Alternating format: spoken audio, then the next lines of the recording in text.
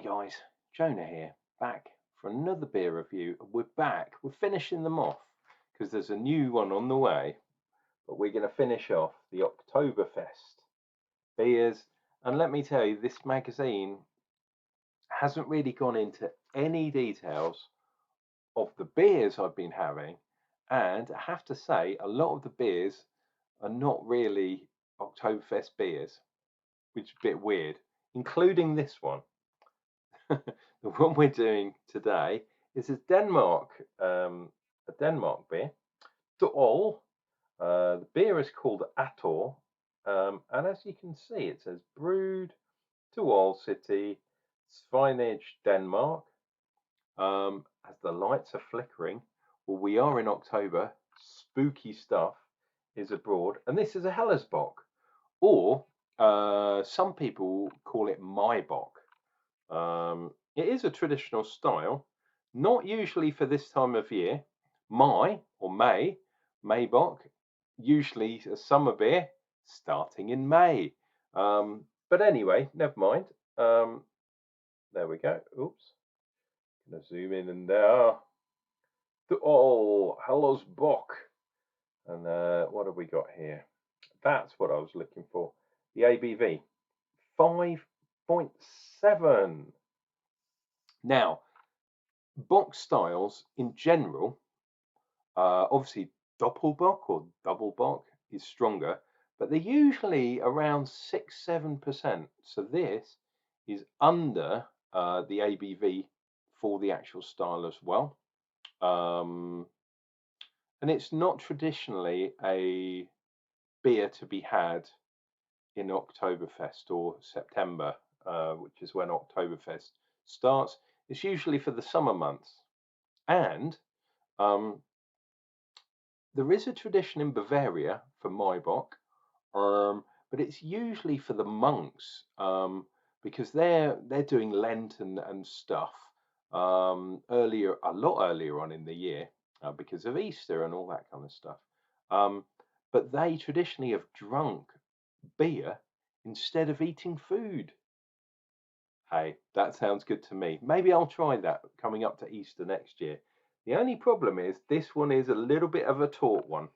I haven't had this one in the fridge, so I'm going to do a bit of pressure testing before all it is bubbling away. So that means this one could explode. Oh, sod it. Let's just go for a boom. There we go. Don't know if you heard that. So it's quite high pressure, but never mind. Okay, we got a old tulip tasting glass. A thought had occurred to me, why don't I drink these beers in steins and that kind of thing? And it's basically, I might try it. I might try one of the other ones I've got left. I think I've got 2 left to go after this one. Good Fingers Head is because these beers are in poncy, tiny little 330 cans, which should be illegal in my opinion. Should have at least half a litre or even a pint. 330 just won't fill it up unless you got a really micro mini little handled thing. But yeah, that's not what we got today. Wow, look at that. Lovely carbonation. You can see my face through there with my eyebrows going up and down. Lovely fluffy carbonation type head. And I believe this has got Hallertauer hops in it. Couple of different types actually. It's got the normal Hallertau, but it's got the Hallertau Mittelfrüh as well. As well as let me look down here. Triumph is the other kind of hop in there. So interesting. Aroma-wise, malty. It's like a lager. It's going to be a bit malty, obviously. A little bit of sweetness too. So unlike a traditional lager that we drink in the UK, which tends to be macro, I have to say. Not me, of course. Lager's not really my thing. But we get obscenely dry, obscenely crisp lagers, and anything a bit sweet, it just doesn't enter the brain of the local football type hooligan who drinks a lot of lager. And they tend to be very weak. So it's like there's no manly thing of drinking lots of lager if it's just very weak. Whereas this, 5.7%, might be worthwhile drinking. Cheers and beers. Oh, if you haven't done so already, please do me a favour, help my channel. Click like, click subscribe if you haven't done already, and leave a comment. The comments do make a difference. Cheers, guys.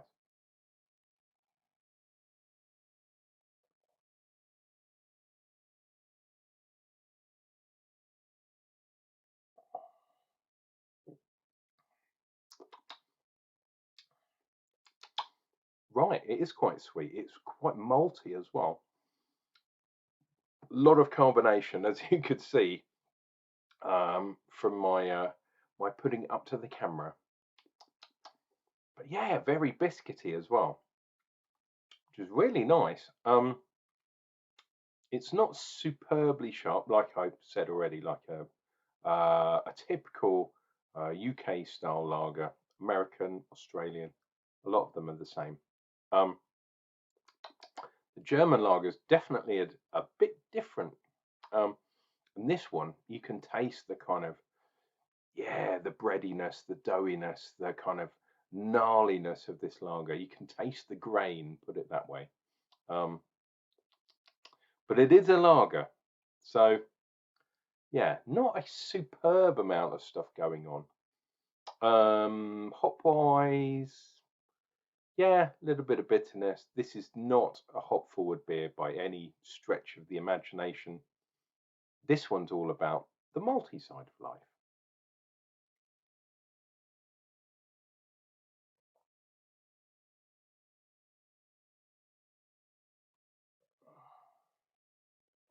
Oh, and look at that. We are getting a little bit of lacing. That one, where we started, not too chunky, but that one, wow, incredibly fat one.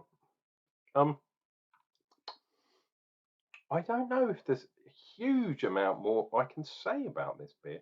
Oh, I probably should have done one of these. Is it too late to do one of these? Hey, we'll see what we can get from this bad boy. But a Southern German beer style out of season by a Danish brewer. Crazy, just crazy. I mean, it's a nice lager. It's nice. It's quite smooth.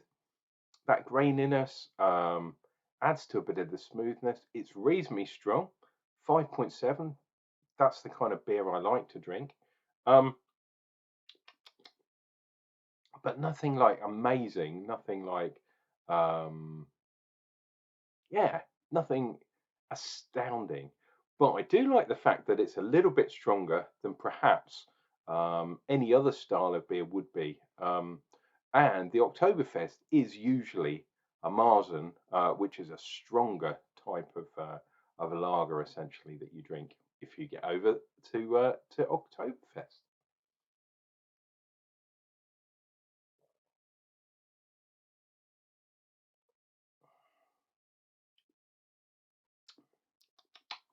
Not too bad at all.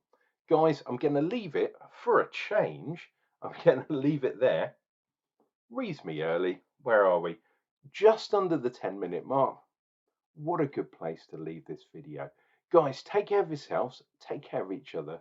I'm going to be back tomorrow with another beer review. And until then, take care.